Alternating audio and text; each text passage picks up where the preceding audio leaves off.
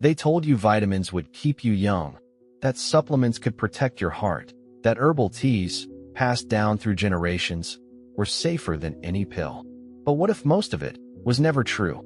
Every year, Americans spend over $40 billion on supplements, yet the rates of chronic illness keep rising.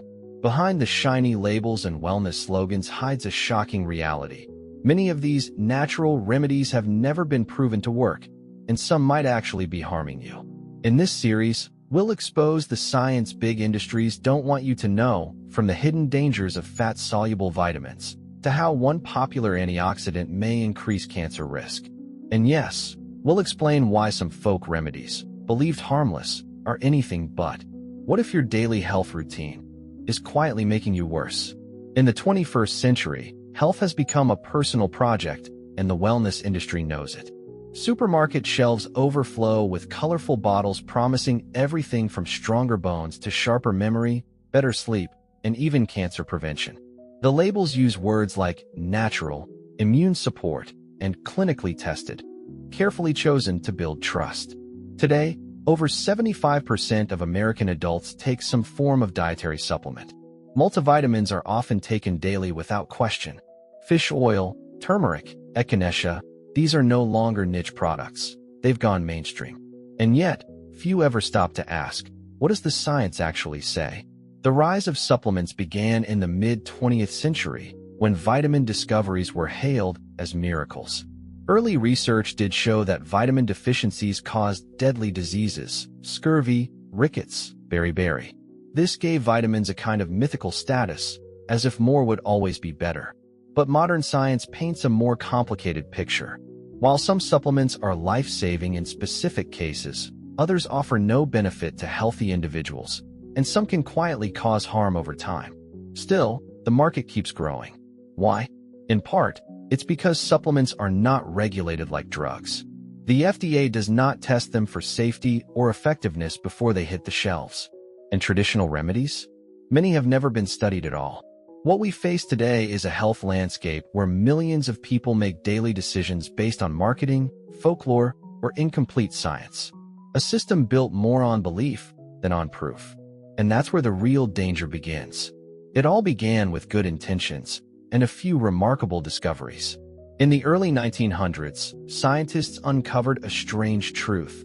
Some deadly diseases weren't caused by bacteria or viruses, but by the lack of microscopic compounds later named vitamins. Suddenly, illnesses like scurvy and rickets, long thought to be incurable, could be prevented with simple changes in diet. The idea was revolutionary. Vitamins became a symbol of modern science, a way to cheat death with precision. By the 1930s and 40s, pharmaceutical companies began isolating these compounds, turning them into pills and powders. People no longer needed fresh oranges to fight scurvy. They could just take a tablet. What started as a breakthrough soon became a business. By the 1970s, the supplement industry had exploded, riding a wave of anti-pharmaceutical sentiment and growing interest in natural health. At the same time, folk medicine, once dismissed as superstition, was being rebranded as ancient wisdom. Herbs, roots, and oils entered the mainstream, often with little or no scientific backing. But here's where the problem began. The line between prevention and cure, between belief and evidence, began to blur. As more people lost trust in conventional medicine, they turned to vitamins and herbal supplements not just as support, but as replacements. Today, that shift has become dangerous. In some communities, supplements are seen as safer than vaccines. Cancer patients reject chemotherapy for turmeric and apricot kernels. Parents treat their children's infections with garlic oil. But behind the comforting image of natural healing lies a truth that is rarely acknowledged, one that science is only now beginning to fully uncover. And the consequences may already be here. The numbers are unsettling. A 2022 study published in the Journal of the American Medical Association revealed that over 23,000 people in the U.S. end up in the emergency room every year due to dietary supplements. That's not counting the unreported cases, the slow accumulations, the quiet damage done over time. Take vitamin A. It's essential in small amounts, but in high doses, it becomes toxic. Liver failure, birth defects, bone loss. Yet many supplements on store shelves exceed the recommended daily intake by 500% or more. Or consider vitamin E, once hailed as a heart protector. In 2005, a meta-analysis of 19 clinical trials found that high-dose vitamin E was actually linked to increased mortality. It's not just vitamins. St. John's wort, a popular herbal remedy for depression, can dangerously interfere with prescription medications, including blood thinners, birth control, and even cancer treatments. And still, it's widely sold, often with no warnings at all. The illusion of safety comes from the word natural. But arsenic is natural. So is hemlock.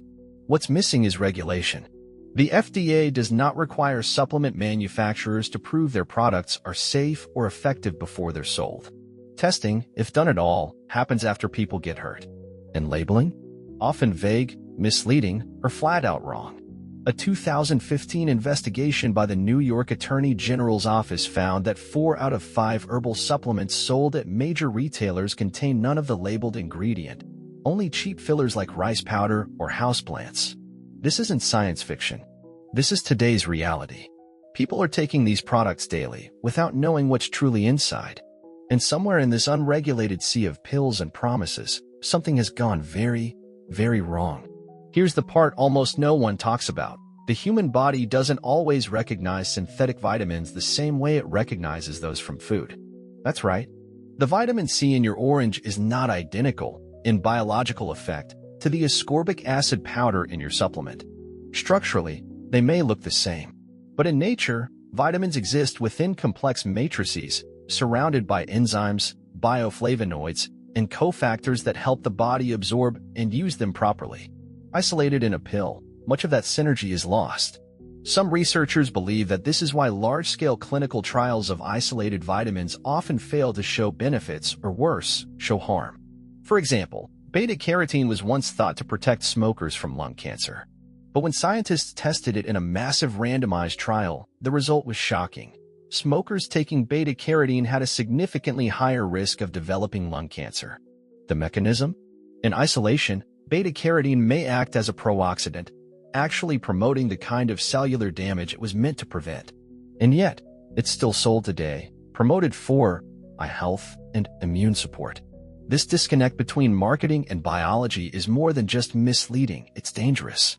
Because what appears healthy on a label might behave completely differently inside the human body.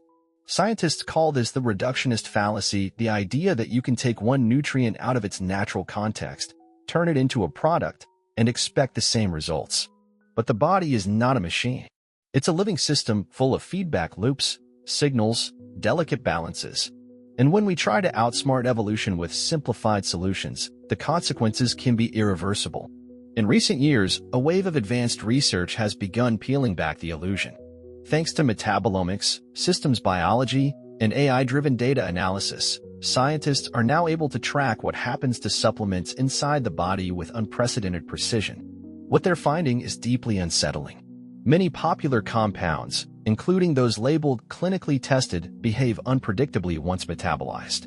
Some are rendered inactive. Others transform into toxic metabolites in certain genetic populations. This is where nutrigenomics comes in, the science of how our genes interact with nutrients. A supplement that benefits one person may harm another. For example, folic acid, widely recommended for pregnant women, can be dangerous for those with an MTHFR gene mutation, leading to accumulation and potential neurological harm. And yet, most supplements make no distinction. Meanwhile, researchers using CRISPR technology are beginning to map nutrient pathways in ways we've never seen before, revealing feedback loops, nutrient antagonism, and dependencies we didn't know existed. Some compounds sold as antioxidants, like N-acetylcysteine or resveratrol, have shown in lab conditions to interfere with normal immune signaling, potentially weakening the body's natural response to disease. These aren't fringe theories. This is peer-reviewed science, often ignored by the very industry profiting from uncertainty. And while evidence builds, regulation lacks. Most consumers remain unaware that their daily health boosters are part of a global biochemical experiment without controls. What science is telling us today is clear: nutrition is not one size fits all. And treating complex biological systems with isolated chemicals, is far riskier than we've been led to believe. Some believe supplements are the future of personalized health, the key to preventing disease without relying on pharmaceutical giants. Others see them as the soft underbelly of modern pseudoscience, preying on fear, hope, and distrust. Both sides claim the mantle of truth, and both are partially right. That's what makes this so dangerous.